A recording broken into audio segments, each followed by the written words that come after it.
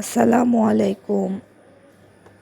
সবাই ডাল চালের বড়া, এটা তো সবাই রেসিপি জানে, তারপরও আজকে একটু স্পেশাল, কারণ হচ্ছে ছাদে বা বারান্দায় আমরা যে বাগানগুলো করি, যে বাগানি রয়েছি, আমি ছাদে থেকে একটু মিষ্টি কুমড়ার কয়েকটা কচি পাতা ছিঁড়ে এনে তারপরে এই ডাল চালের সাথে মিক্স করে যে বড়াটা খাবো, তার মজা আর বাজার থেকে কোনো মিষ্টি কুমড়ার পাতা কিনে এনে খাওয়া, সেটার মজা কিন্তু আলাদা।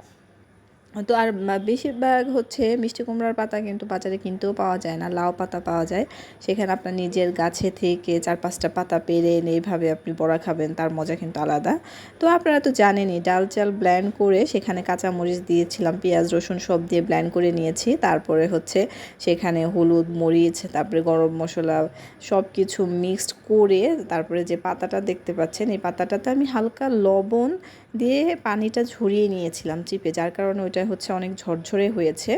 তো এটা হলো এই পরাটাতে আর হচ্ছে পানি ছাড়বে না, বা ওইটা খেতেও অনেক বেশি মজা লাগে, যেহেতু মিষ্টি কুমড়ার পাতাটা কিন্তু একটু খসখসে টাইপের হয়। তো এই যে দেখেন আমার বড়াটা হচ্ছে কিন্তু রেডি। এখন এই বড়ার সাথে গরম গরম ভাত নিব, তারপরে হচ্ছে 1 প্লেট ভাত খেয়ে একদম সাবার। এখানে কিন্তু গরুর মাংসই বলেন আর যত বড় মাছই বলেন, সেটাকে কিন্তু হার মানাবে। আর আমার কাছে তো খুবই পছন্দ। ভালো থাকবেন সবাই, বাই।